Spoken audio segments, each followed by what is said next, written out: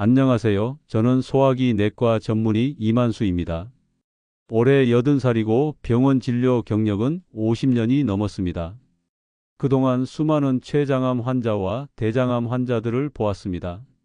그리고 한 가지 공통점을 발견했습니다. 대부분은 암이 갑자기 생긴 게 아니라 오랜 습관 속에서 조용히 자라왔다는 겁니다.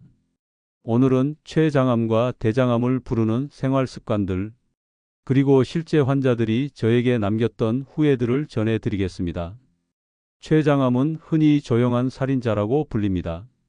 초기 증상이 거의 없고 발견되면 이미 진행된 경우가 많습니다.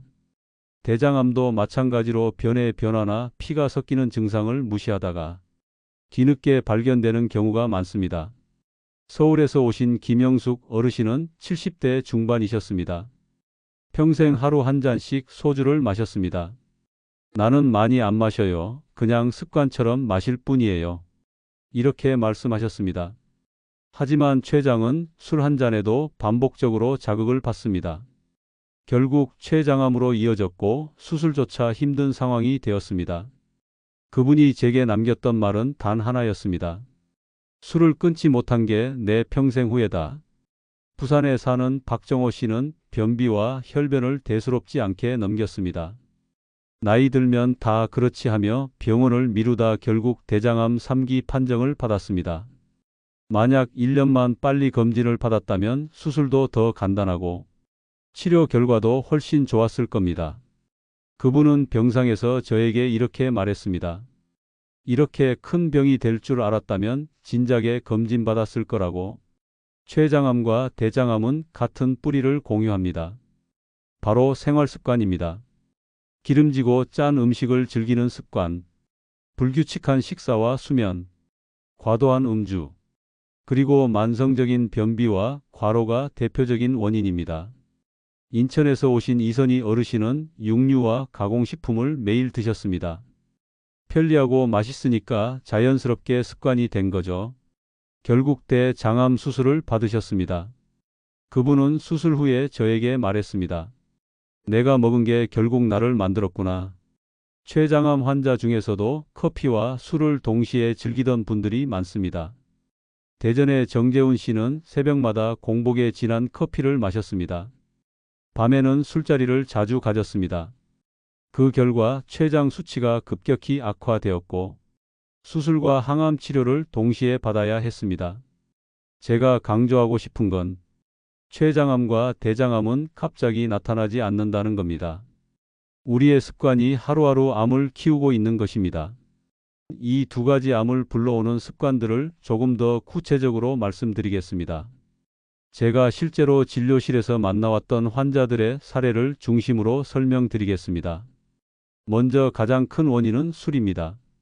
술은 췌장에 직접적인 독이 됩니다. 많은 분들이 소주 한두 잔은 괜찮겠지 하시는데 그 한두 잔이 췌장에는 지속적인 염증을 만들고 그 염증이 췌장암으로 이어질 수 있습니다. 저는 평생 술을 끊지 못했던 환자들을 수없이 보았습니다. 서울의 김영숙 어르신처럼 나는 매일은 아니고 가끔만 마셔요 라고 말씀하셨던 분도 결국 췌장암 말기에 오셨습니다. 술은 양의 문제가 아니라 반복이 문제라는 사실 꼭 기억하셔야 합니다.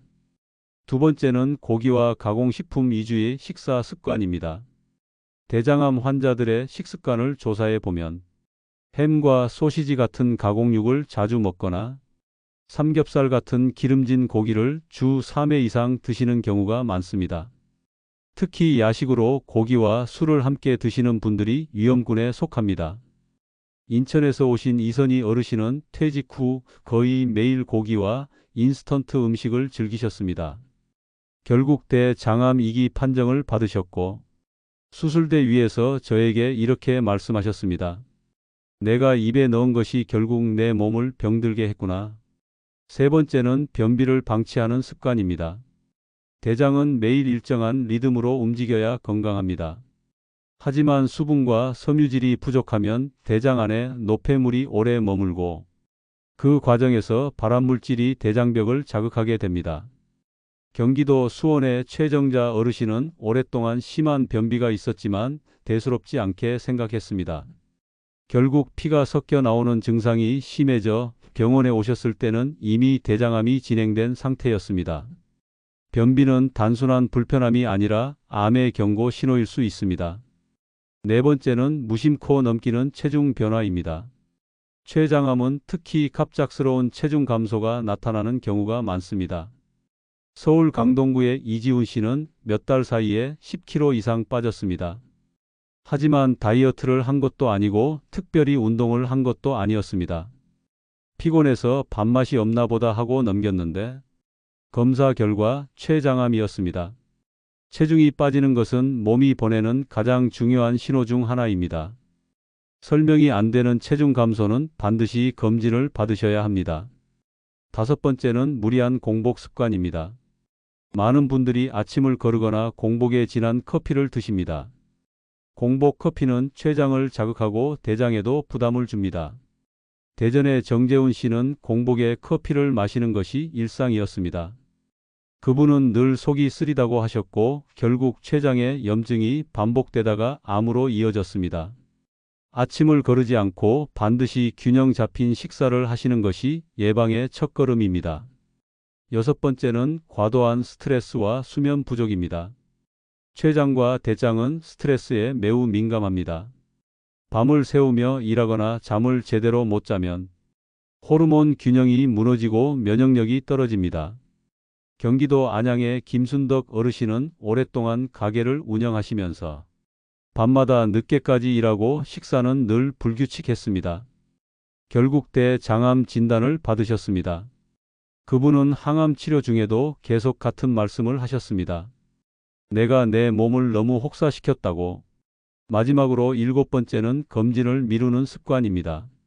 많은 분들이 건강검진을 권유받아도 나는 아직 괜찮아 하고 미루십니다. 하지만 췌장암과 대장암은 조기 발견이 생명을 살립니다. 부산에 사는 박정호 씨도 혈변이 있었지만 대수롭지 않게 넘겼습니다. 결국 대장암 3기로 발견되었고 치료가 훨씬 어려워졌습니다. 만약 1년만 빨리 오셨다면 결과는 크게 달라졌을 겁니다. 이렇게 말씀드리면 많은 분들이 물어보십니다. 그럼 췌장암과 대장암을 막으려면 어떻게 해야 합니까? 정답은 아주 단순합니다. 술을 줄이고 채소와 과일을 충분히 드시는 것, 규칙적인 수면과 적절한 운동을 지키는 것, 그리고 정기적인 검진을 받는 것입니다. 저는 환자분들께 늘 이렇게 말씀드립니다. 암을 고치는 가장 좋은 방법은 아예 생기지 않게 하는 것입니다.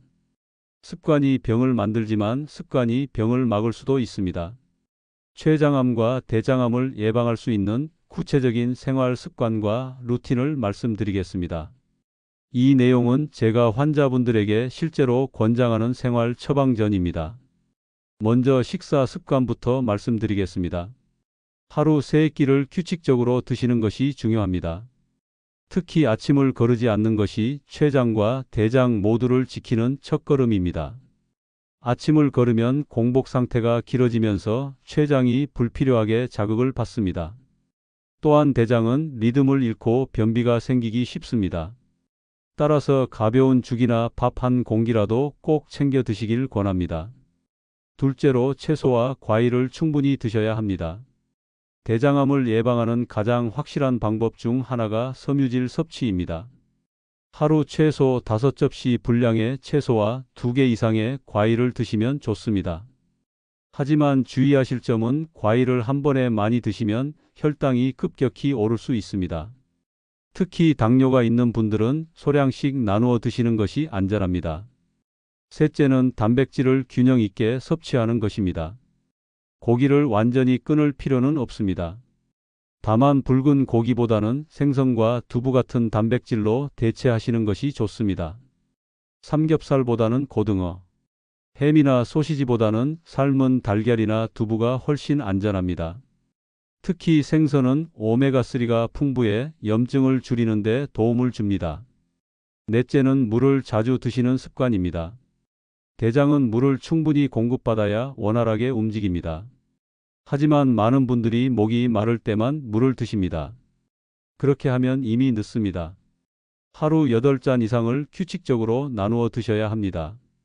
찬물보다는 미지근한 물이 더 좋습니다. 췌장에도 부담을 덜 주고 대장의 운동에도 도움이 됩니다.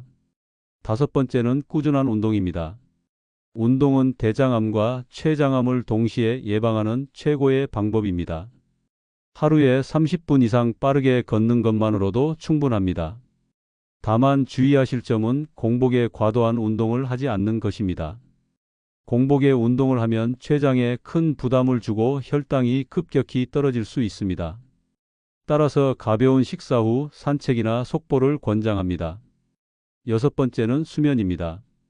밤 10시에서 새벽 2시 사이가 우리 몸이 회복하는 시간입니다. 이때 숙면을 취해야 면역력이 높아집니다.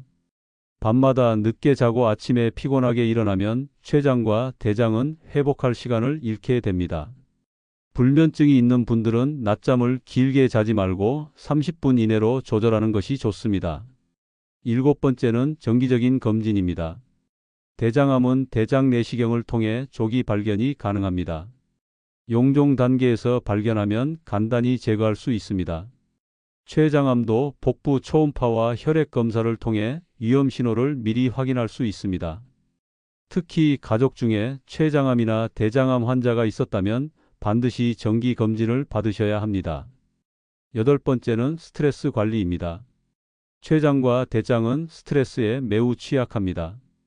화를 자주 내거나 걱정을 오래 품으면 신체는 곧바로 반응합니다. 소화불량과 복통이 반복되고 결국 만성 염증으로 이어집니다. 매일 10분이라도 명상이나 호흡 운동을 통해 마음을 다스리는 습관을 가지시길 권합니다. 마지막으로 제가 꼭 드리고 싶은 말씀은 작은 실천이 큰 변화를 만든다는 것입니다. 한꺼번에 모든 습관을 바꾸려고 하면 어렵습니다. 하지만 오늘부터 한 가지씩만 바꾸시면 됩니다. 아침을 챙겨 드시는 것, 물을 조금 더 자주 드시는 것, 저녁 늦은 술자리를 줄이는 것. 이 작은 변화들이 췌장암과 대장암을 막는 가장 확실한 예방책입니다.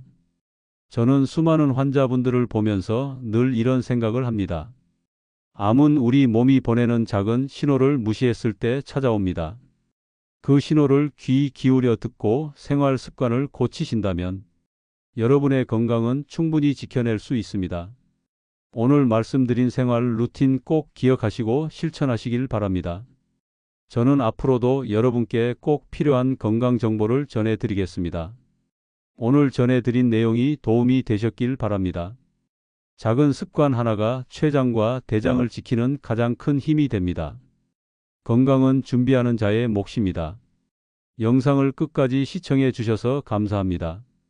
좋아요와 구독, 알림 설정을 해주시면 앞으로도 시니어 건강을 위한 믿을 수 있는 정보를 전해드리겠습니다. 오늘도 생활정보 플러스였습니다.